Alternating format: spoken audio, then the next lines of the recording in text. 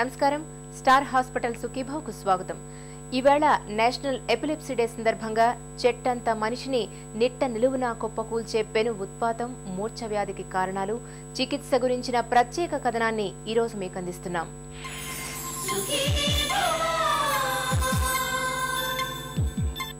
మూర్ఛ వ్యాధి మెదడులో పెను విస్ఫోటనంలా విరుచుకుపడుతుంది. మనిషిని కాసేపు నిర్వీర్యం చేస్తుంది. అందుకే మూర్ఛ అంటే ఇప్పటికీ మనలో చాలా మందికి భయం. దీనికి తోడు మూర్ఛ వ్యాధిపై ప్రచారంలో ఉన్న అనేక నమ్మకాలు ఈ జబ్బును ఒక భూతంలా చూపెడుతున్నాయి. అయితే ఆధునిక వైద్యంలో నేడు అందుబాటులోనికి వచ్చిన మందులు, నూతన చికిత్సా పద్ధతుల సాయంతో మూర్ఛ వ్యాధిని చక్కగా నయం చేయవచ్చు. నేషనల్ ఎపిలెప్సీ డే సందర్భంగా మూర్ఛ వ్యాధికి కారణాలు, చికిత్స గురించిన ప్రత్యేక కథనాన్ని ఇప్పుడు చూద్దాం.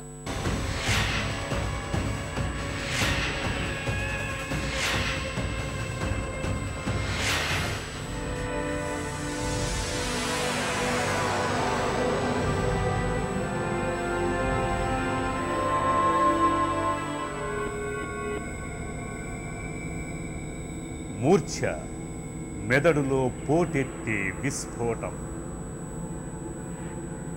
నరాల్లో జ్వలించే కల్లోలం,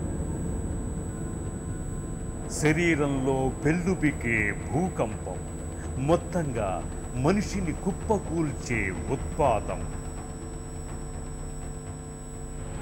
చెత్తంత మనిషిని సైతం లిప్తపాటులో కుప్పకూల్చే ఈ మూర్ఛ దెబ్బకు దేహమంతా కరెంటు షాకు కొట్టినట్టు విలవిల్లాడిపోతుంది. అసలేమిటి మూర్ఛ? ఎందుకు వస్తుంది? ఎలా వస్తుంది? మనకంటే మెదడుకి ఎప్పుడైతే మెదడు చాలా సున్నితమైంది, మెదడుకి ఎప్పుడైతే ఇన్సల్ట్ జరుగుతుందో, అంటే కొన్ని జన్యు కారణాల వల్ల వంశపారంపర్యంగా రావచ్చు, తలకి ఎలాంటి దెబ్బ తగిలినా లేకపోతే రక్త ప్రసారం ఆగినా కూడా కొన్నిసార్లు ఫిట్స్ రావచ్చు. అలాగే ఇన్ఫెక్షన్లో కూడా ఫిట్స్ వస్తాయి. కాబట్టి ఈ ఫిట్స్కి ఏమిటి కారణం అని తేల్చుకొని దాని ప్రకారం ట్రీట్మెంట్ చేయాల్సి ఉంటుంది. ఏ వయసులో అయినా మెదడుకి ఎప్పుడైతే మనకి ఇన్సల్ట్ జరుగుతుందో అప్పుడు ఫిట్స్ రావడానికి దోహదం చేస్తాయి. అలాగే అందుకని రక్త ప్రసారం తగ్గినా కూడా పెద్దవాళ్ళలో కూడా ఫిట్స్ రావచ్చు. దెబ్బ తగిలిన తల మీద కూడా ఫిట్స్ రావడానికి ఆస్కారం.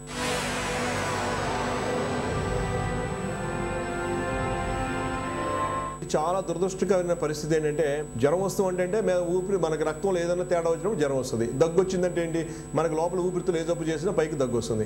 అట్లాగే మెదడులో ఏ రకమైనటువంటి సమస్య ఏర్పడినా, మెదడుకి దెబ్బలు తగిలినా, మెదడుకు చీము పట్టినా, మెదడుకు అందేటువంటి రక్తంలో ఏదైనా గాలి తగ్గిపోయినా, ప్రాణవాయువు తగ్గిపోయినా, బొగ్గు పులుసు వాయువు ఎక్కువైపోయినా, అందులో ఉండే రసాయనాలు తేడా వచ్చినా, లేదా బయట ఉన్నటువంటి అవయవాలు సరిగా పనిచేయకపోయినా, అంటే కిడ్నీలు పనిచేయకపోయినా, లివర్ పనిచేయకపోయినా, లేకపోతే ఊపిరితులు పనిచేయకపోయినా, లేదా గుండె పనిచేయకపోయినా, రక్తంలో మార్పులు వచ్చి దానివల్ల కూడా మెదడుకి సరైన రక్తం అందకపోవడం వల్ల కూడా ఫిట్స్ వస్తాయి. మనకు ప్రత్యక్షంగా కనిపించకపోయినప్పటికీ శరీరంలో జీవక్రియలన్నీ విద్యుత్ సంకేతాల రూపంలోనే జరుగుతుంటాయి. మెదడులో ఉండే మొత్తం 100 కోట్ల న్యూరాన్లు ఈ విద్యుత్ సంకేతాలకు వారధిగా పనిచేస్తుంటాయి. 100 కోట్ల న్యూరాన్లు ఈ సంఖ్యను బట్టే అర్థం చేసుకోవచ్చు. ఈ న్యూరాన్లతో ఇంకెన్ని కోటాను కోట్ల కనెక్షన్లు ఏర్పడతాయో.